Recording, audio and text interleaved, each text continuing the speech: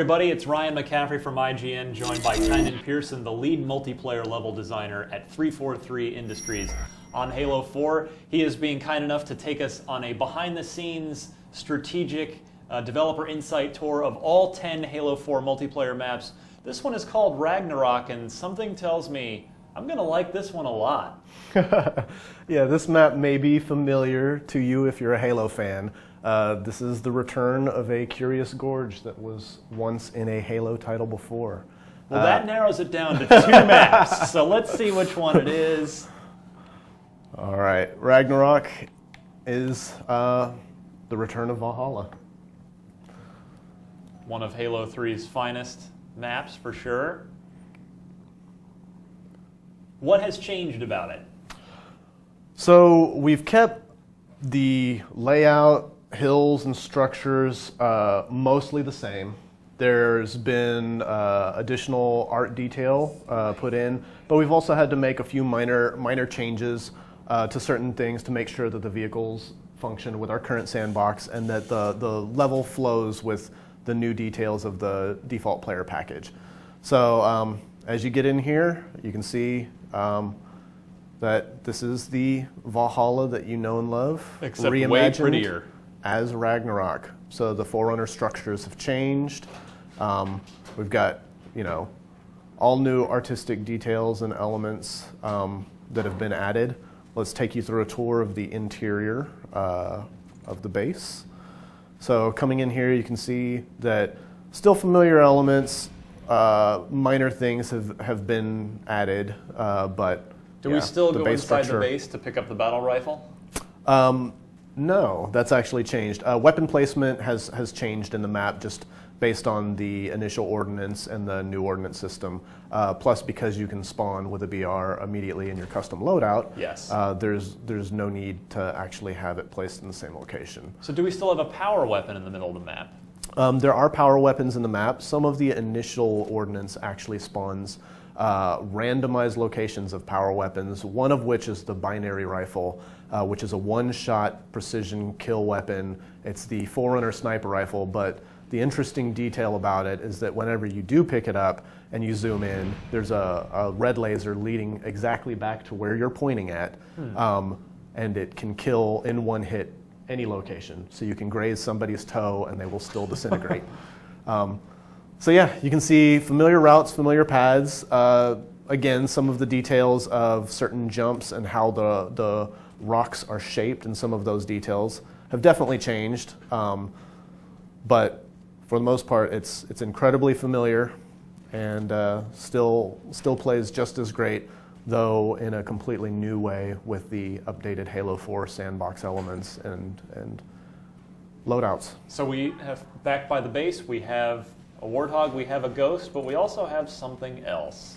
Yeah, one of the new additions and something that dramatically changes the way that Valhalla plays is the Mantis.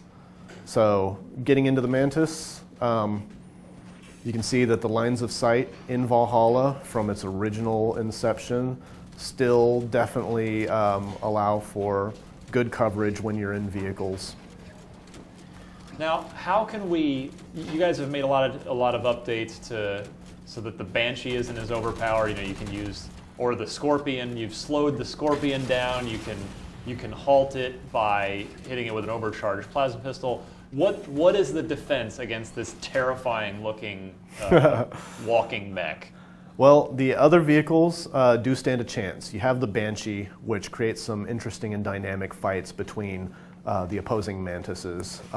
In addition, you do have Plasma Pistol, which can EMP the mech, and power weapons. If everyone's focus firing, you can pop the Mantis's shields, as well as doing enough damage to take it down with enough focus fire from the team. So are there any vulnerable points to the pilot at all? Like, can you hit him in the head from behind or anything like that?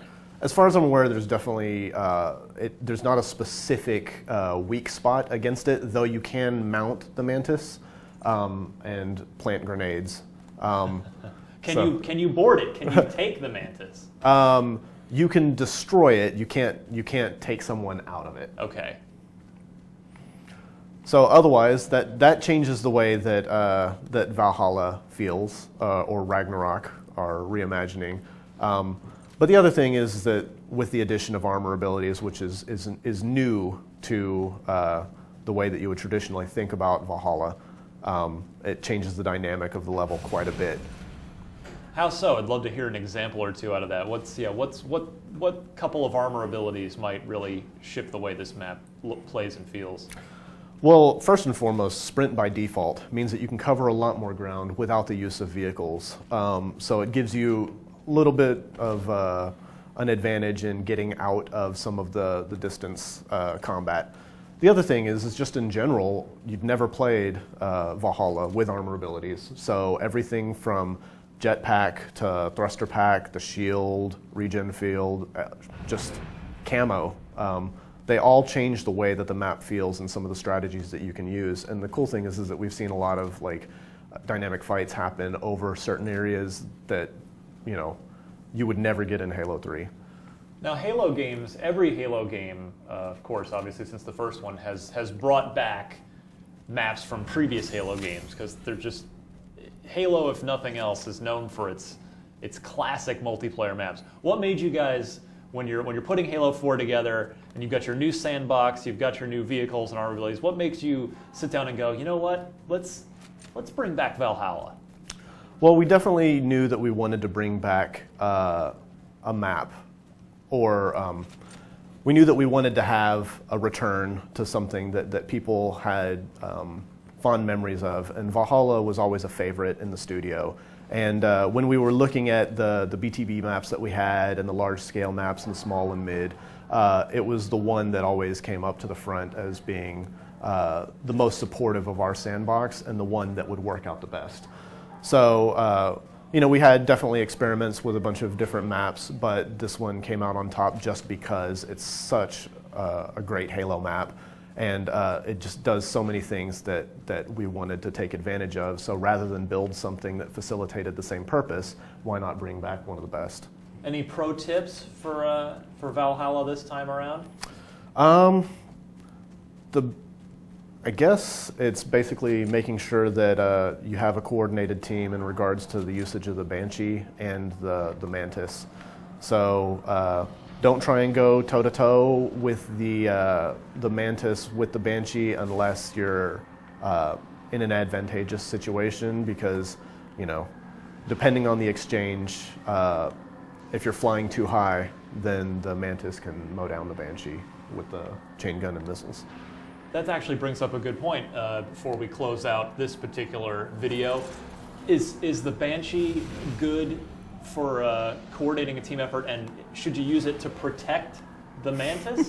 Can the two of you, I mean, the Mantis is obviously very slow and the Banshee is very quick, but if you sort of circle around the Mantis, is that a good way to protect your player and the Mantis?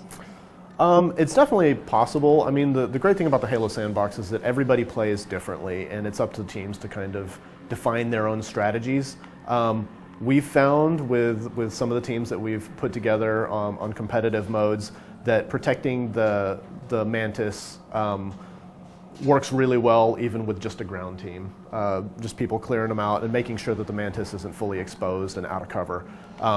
But again, a good Banshee flyer, is always going to be devastating with the Banshee bomb, which makes a comeback. So making sure that you use cover and keep out of range of some of the longer range power weapons, you'll be able to defend the Mantis with a Banshee. So coordination is always good. Although now that I actually think about it, maybe would the Ghost be a better protector, because you really can just sort of stay with him and circle around him.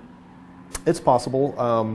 Yeah, I mean, that's the great thing about Halo is like it's up to people to kind of experiment with the things that they feel might work, and you might be able to test that whenever you play yourself. So let me know what you think whenever you you get in there and you're trying to find a way to protect your Mantis. Well, that is Valhalla returning as Ragnarok. Keep it locked to IGN for developer walkthroughs of all 10 Halo 4 multiplayer maps.